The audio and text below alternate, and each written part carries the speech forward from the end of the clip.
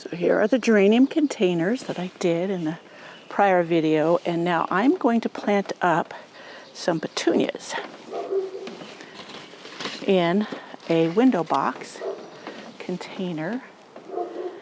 And let me see if the color, how it blends or how it works, because sometimes there are different colors of red. So do you think that'll work? It's a different shade, but I think it'll work. So I'm going to plant these. Hey garden friends, welcome on back to Planting Up Flower Patch. It is that time of year. It goes from winter, can't plant, to summer, I have to plant everything. So let's get rolling on planting up some window boxes for the back deck.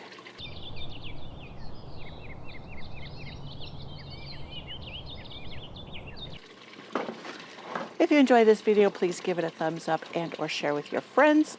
Somebody may be entertained by this.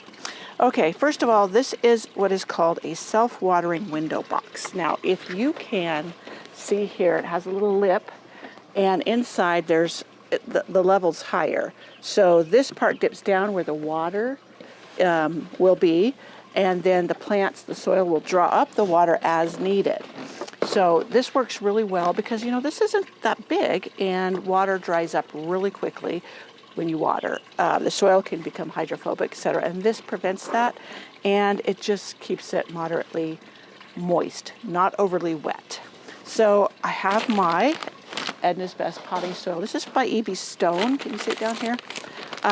This is what I always use because it's what's locally available. It's good, high quality, and it's the same price as most of the other high quality or good quality potting soil. So I don't put anything down. Like a lot of things I'll put like coffee filters down to prevent the dirt from going through the slots, but these are so small and I want that soil to be in contact with the water when it's in the tray. So this stuff is ready to roll. You don't need to loosen it or anything else. This is meant for potting up containers. I forgive the umbrella pole. I had to do this here on the back deck instead of in my greenhouse because when the sun hits the greenhouse, it is so hot. I was going to try and get out there early before the sun hit the greenhouse, but I didn't have potting soil. I had to run to the hardware store and get it. And then of course I had to peruse what plants they had. And fortunately for me, they had red petunias, which I was on the hunt for. Now these are just your average petunias. These are not my favorites of wave petunias, but that's okay because I would like these petunias to stay more mounding and less trailing. That's just what I want for this container. So I have got to go get my organic Rev, and I will soak these in it for about 15 minutes, and that'll help their roots to get established in this new potting soil. So what I did was mix up the Rev into this wonderful custom container, and I'm just going to pour like an inch or two's worth into this. This is a galvanized metal tub. This is a small tub. I got this at Home Depot like 15 years ago. I don't know if they still carry this size, but you can check it out and look. And I put these 6-pack containers into the Rev, organic Rev. It's a growth stimulant, not necessarily a fertilizer. And I'll put the alyssum too. I'm going to plant the alyssum in with the red petunias. And so here's my container. I'm sure you can see it. I can't see my screen very well. And now, after letting these soak for a while, I will plant them in here. So I'm going to first let it soak. I'll give it 15 minutes. We'll come back.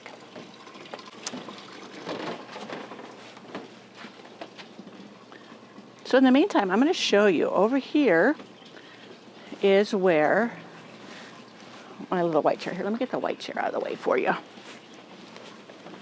Would you believe these things are 30 years old? I know, we got them way back then and they still are in good shape, so we continue to use them rather than spending money on new. Probably not to everybody's taste, but we don't waste anything. So over here is our fire pit and the seating area. I have got the cushions out, but I had to buy a new tent that we put over this I buy those pop-up tents like people use for camping or out at the beach or whatever. The one I get at Costco is 13 by 13 and it fits over this space perfectly. Now, it is our intention at some point to build a permanent pergola over this, but we haven't gotten there. And right now it's not in the budget. So that pop-up tent is on sale at Costco right now for $109. And it has worked beautifully. The last one we had worked for 3 years, and then finally the top shredded just from being exposed to the sun. And so I'll bring you back when this is all finished and fixed up and we can take a complete back deck garden tour. But I get it all planted up like I am with these window boxes today, and then it's just so gorgeous to sit out here in the heat of the day under the shade and just enjoy. We have our meals out here in the early morning when it's cool. We turn on the fire pit and it's just a great spot. And I actually do a lot of intros in the summer to my videos sitting out here. So these have soaked in the organic rev. Can you see my container? Anyways, I'm trying to work in the shade of the umbrella and it's not quite big enough. Can't wait to get my tent. What do you want, kitty? Come on out. Come on out. Rachel, come on. Pretty kitty. You don't want to say hello? Alrighty, so Rachel's all taken care of. Now let's start planting our petunias. Now, I could put all 6 in here and it be just full of color. I may only end up putting in 4 into each one because I have another one just like this right here. And I'll place them side by side on the deck rail. So let's see how far we can get with this. And I can decide whether I want like alyssum on the ends or what have you. So now this window box. Now, you know how I do the root bound things. I just tear open the bottom and that works for me. And I'm just planting it in here. I probably will do the 4 because once I get the alyssum in here, I want them to have space to spread out and grow and not be cramped. And that just makes them grow smaller. So you're not really gaining anything by planting more in here. Anyways, so as I was saying, I got these at Walmart like 15 years ago or more. And they have been fantastic. I have used them out here just about every single year. They're starting to break down. The surface is getting like rough, etc. And I'm gonna space these. So I don't know how many more years I'll get out of them, but they have been an excellent planter for out here. They fit perfectly on the back deck. I had longer ones, but raccoons would get up here and they knocked them off. So they busted them. And I was just so mad about that. I might get away with 3. 3 because once I put the alyssum, no, 1, 2, 3. I can decide whether I want the alyssum on the outside or on the inside. We'll go with the alyssum on the inside. So, anyways, this is just regular alyssum. I think this one may be Crystal Falls. The other one I had out front was Giga White, and that is a gorgeous one too. But I love adding white to colors instead of having a bunch of different colored things. That to me gets too busy for my brain, and so I love to add white to accent or show off whatever the main color is. And in this case, it's the red. I also was going to put in some more of the ivy that I put into my larger tubs. And I think I'm going to go get some of that and see how that will look in here. I found some more in a container that I thought I had more when I planted those up. But I think I'll get that because that can produce some continuity as well. So we're back. Hopefully it's not getting too much backlight. So I'll pull these tags out. I save these, I scrub them up, and I will use them again in my containers when I'm seed starting. They just come in really handy and I don't have to buy any. And that's just one of the things I do to save money. Now I went and grabbed one of my overwintered sweet potato vines, and I was trying to see how this would work with all of these colors. And green on green, not it doesn't hurt, because here's the caveat here, or it could be problem, is ivy many times likes shade, or half shade, dapple shade. And where I'm putting them, they get a lot of hot sun. So they may not thrive in here. They may do fine, I don't know. But that's just something I have to be thinking of as I'm planting this up. Now, I wanted to show you this one right here. Which one is it? Is it this one I just brought over? Yes. Now you see this? Here is the main root. And then over here you see another root. And that's where the vine had touched the ground in the container it was in. So that is what I would try to do in my larger containers when I planted them up with the ivy, so I could have it going across the back as well as in the front. Now this one, when I put it down here, I could just cut this.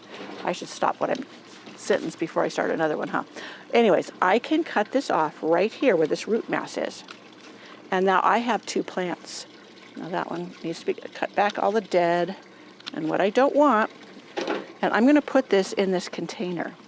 I'll put that one down to soak in the Rev. So, okay, so I'm going to put this in my container and I'm going to figure out where I want it. So I'm going to put it between the alyssum and the petunia, because that way it will spill out the front and I can train it out. I'll be turning this through the summer, maybe once a week. I'll turn the container around and then it will start going the other direction, or I can train one vine to go the other direction. So it's always not just leaning one direction. You know how containers can do that. So I'm going to put that one there. I'm planting the rest of these in here.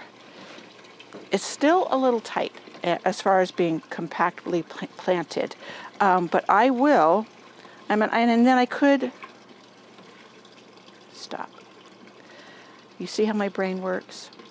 I go one direction and then I rethink it. So I could just put 3 petunias in here. That makes more room for the ivy. These petunias will fill in and be beautiful. Let me see what kind. This is just called Petunia Dreams Red. Now I will look that up and see, because the other tag that has more information on it, it says it's zinnias, and I know it's not a zinnias. So let's go in to the internet and I will, what was that again? What red? Dreams Red Petunia. And it'll give me how big it can be expected to grow. Okay, Park Seed carries the seeds, True Life, so True Leaf, let's see what they say about it. Okay, Dreams Petunia, oh there's a lot of them. Dreams Series. So they have pink ones, I'm trying to see what, okay, Dream Series pelleted petunias are essential and timeless, grow in your garden. Are easy to grow, durable, 10 to 15 inches tall, semi-dwarfed mounds, etc. So 10 to 15 inches tall. How wide? 10